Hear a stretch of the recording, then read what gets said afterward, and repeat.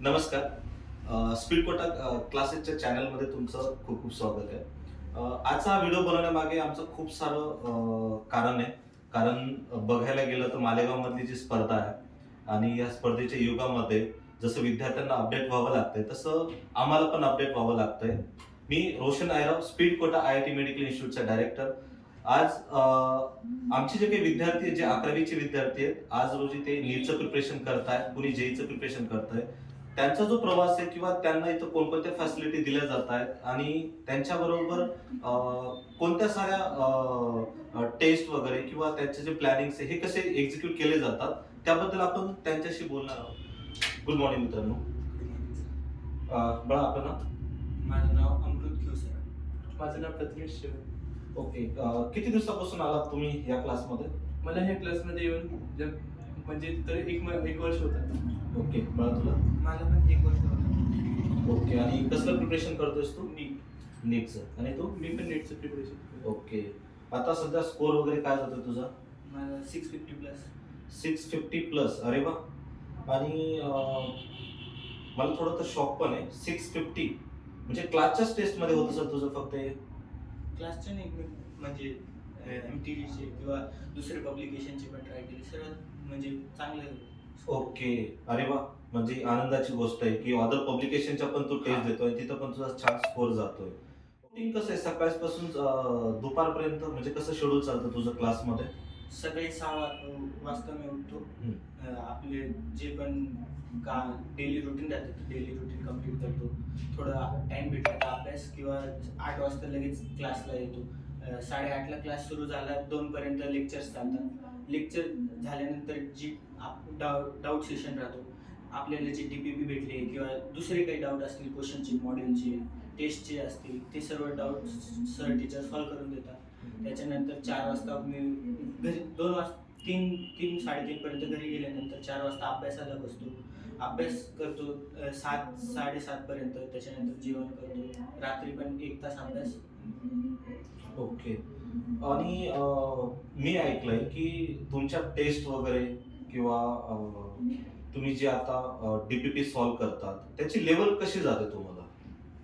जशी नीटमध्ये राहते तशीच आहे. म्हणजे नीटचे PYQ जसे क्वेश्चन आम्ही पाहिले ना, सेम तर त्यासारखेच PYQ बेस्ड क्वेश्चन टेस्टमध्ये येतात. DPP पण तशीच राहते. ओके. आणि मला एक प्रश्न विचारायचा आहे किंवा तो म्हणजे बरेचसे पालकांना पण असतो नेहमी. टीचर्स कसे आहेत तुमचे? फॉर एक्झाम्पल बायोलॉजी संदर्भात विचारतो मी. बायोलॉजीला आम्हाला खुशाली मॅम आहे.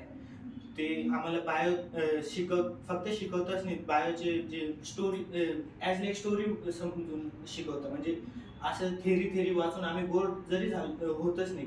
इथं फक्त थेरी नाही चालत, स्टोरीच्या माध्यमातून शिकवतात. सांगायचं आलं तर आपली क्वेश्चन्स प्रॅक्टिस जी राहते ती पण म्हणजे तुम्हाला एक पण क्वेश्चन असं वाटणार नाही का बाहेरून आलंय. सर्व झालेलंच राहतं. पूर्ण NCERT बेसच राहतं. ओके. ह्या काही DPPs माझ्या समोर एक क्वेश्चन वगैरे ह्याच आहेत का काय? हां, DPP. ओके. माझा पुढचा प्रश्न तुम्हाला विचारायचा आहे. आता तुम्हाला साधारणतः 1 वर्ष झालं आहे. हां. आणि बाहेर जर आपण मालेगावची जर गोष्ट केली तर बरेचसे विद्यार्थी कोणी नाशिकला जातात, कोणी पुण्याला जातात, कोणी तुमचे फ्रेंड्स पण असतील जे बाहेर गेले असतील. त्यांच्याबरोबर तुमचं बोलणं पण कधी होत असेल. त्यांच्यामध्ये आणि तुमच्यामध्ये काही असा फरक जाणवलाय का तुम्हाला? हो, फरक जाणवला. म्हणजे जसे की आता माझा मित्र नाशिकला शिकत आहे. मी त्याच्यासोबत माझं आता परवाच्या दिवशी डिस्कशन झालं. तो म्हणे आमचे DPP होतात पण ते महिन्यातून 1 वेळेस होतात म्हणे. आणि त्या DPPच्या लेवल म्हणजे असं असतात म्हणे की खूप हार्ड लेवलच्या. जे आम्ही PYQ सॉल्व्ह करतो तर तशा त्या लेवलच्या नसतात.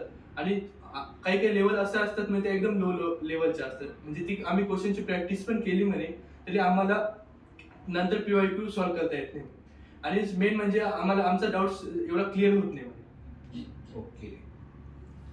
आणि तुमचे डाऊट्स वगैरे सगळे होतात इथं क्लिअर पण? हां, हो सर. ओके. टीचर्स वगैरे तुम्हाला टाइम देतात प्रॉपर? हां, हो प्रॉपर. ओके. मला एक अजून एक जो महत्त्वाचा प्रश्न आहे, कारण मालेगावमध्ये स्पीड कोटा हे एक आता मागच्या 6-7 वर्षापासून मालेगावमध्ये पुढे आलेलं आहे. 6-7 वर्षापासून आणि खूप सारे क्लासेस मालेगावमध्ये पण आलेत आणि इवन सेम नावाचे पण आलेत. तर आता जसं स्पीड कोटा आहे तसं अजून कोणी कोटा नावाने हे केलेलं आहे. कारण जो मला पण एक प्रॉब्लेम कधी कधी फेस करावा लागतो ॲज अ डायरेक्टर, की ऑदर म्हणजे स्पीड कोटा आहे आणि एक ऑदर कोटा पण एक काहीतरी आहे. मग त्यांच्याबद्दल आणि तुमच्या स्पीड कोटाबद्दल काही असं एक की किती अलग अलग आहेत ते? जे मला म्हणजे तुमच्या थ्रू पालकांना मला सांगायचं आहे, की एक की अलग अलग आहेत ते? खूप वेगळे वेगळे म्हणजे स्पीड कोटा अलग आहे हम्म. आणि बाकीचे जे असतील ते अलग आहे.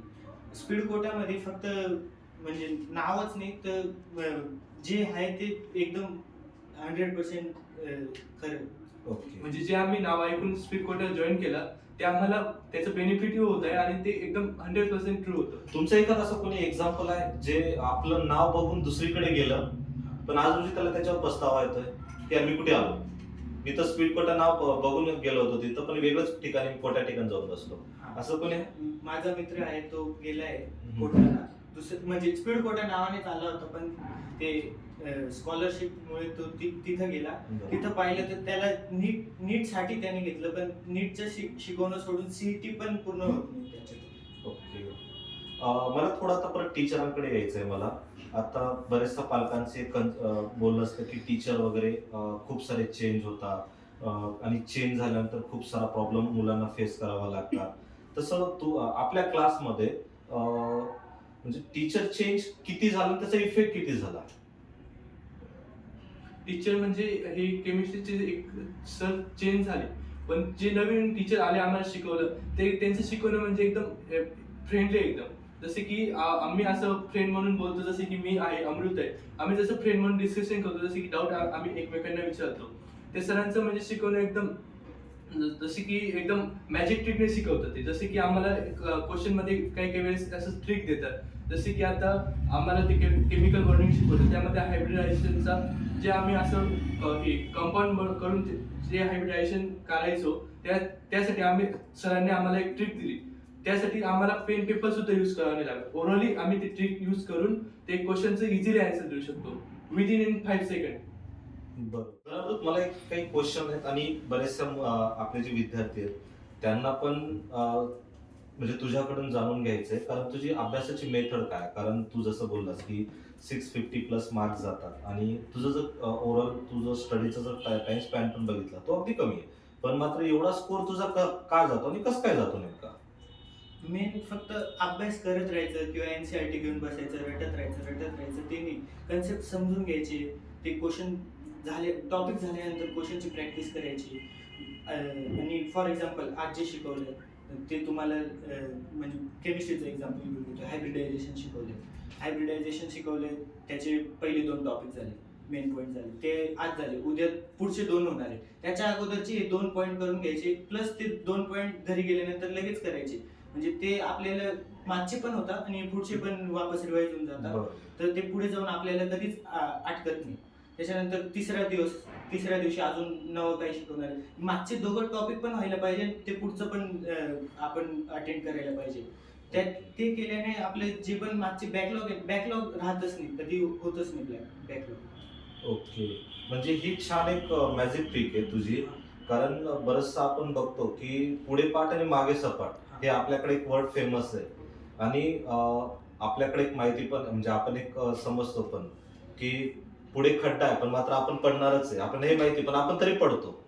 म्हणजे जसं तू एक गोष्ट बोललास तू की आजचा टॉपिक झालाय, उद्या पण एक टॉपिक होणार आहे, पण जर उद्या एक टॉपिक होत असेल तर पहिले आधीच्या टॉपिकचं रिव्हिजन होणं फार गरजेचं आहे. तसंच शेवटच्या टॉपिक पर्यंत जाईपर्यंत पहिल्या टॉपिकचं रिव्हिजन होणं पण फार गरजेचं असेल.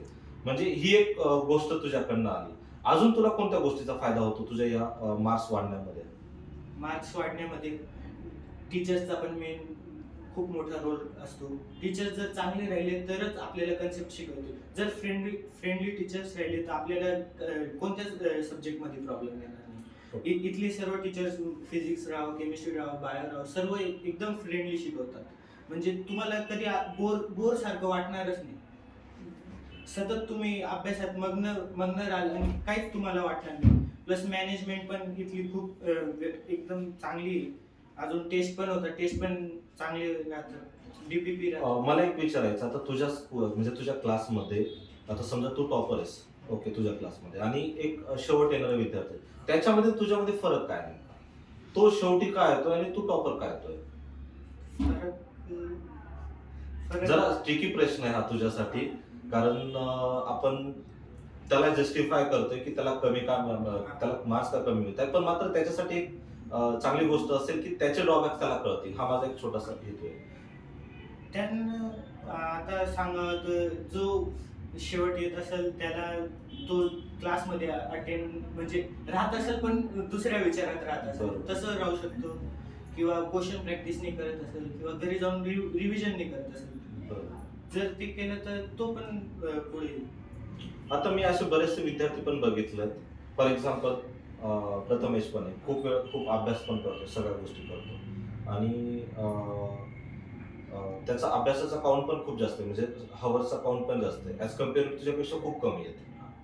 म्हणजे जर ऑदर सगळ्या मुलांबद्दल जर विचार केला तर त्यांनी काय चेंज केलं पाहिजे रे त्यांच्या सेल्फ स्टडीमध्ये? ती सर्वांची अलग अलग सेल्फ स्टडी राहू शकते, ते त्याच्यात तर काही बदल नाही करू शकत. पण जर तुम्हाला करायचं आहे तर तुम्ही जे रिव्हिजन आहे ते करा, डीपीपीस करताय करा, पण ते एकदम एक्स्ट्रा पण नका करू का तुम्ही पुढं म्हणजे एक्स्ट्रा क्वेश्चन करत चालले, 150 क्वेश्चन 200 क्वेश्चन, ते बरोबर आहे.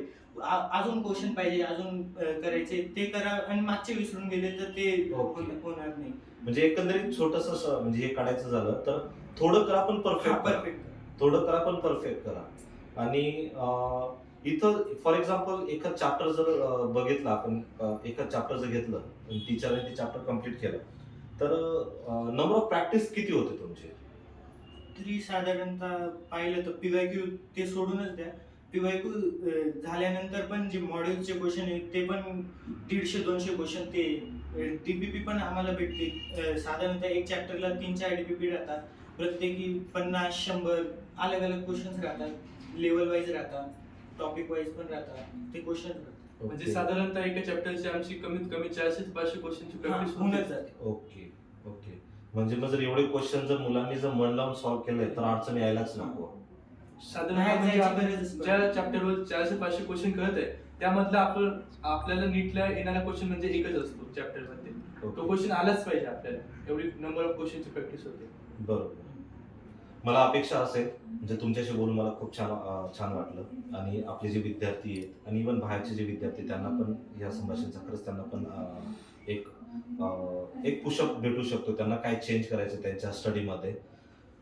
थोडक्यात काही गोष्टी आम्हाला क्लिअर करायच्या होत्या की आज रोजी मुलांना कोणकोणते प्रॉब्लेम फेस करावे लागतात. मुलं अभ्यास करतात पण तो इफेक्टिव्ह का होत नाही, त्याचे रिझल्ट मध्ये कन्वर्ट का नाही होते.